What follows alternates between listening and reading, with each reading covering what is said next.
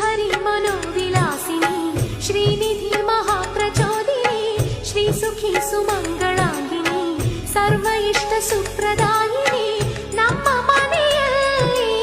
ಬಂದು ನೆಲಸಮ್ಮ ಶಾರದೆ ಜೊತೆಯಲ್ಲಿ ಹಾಡಿನಲಿಯಮ್ಮ ಲಕ್ಷ್ಮೀ ಮಹಾಲಕ್ಷ್ಮಿ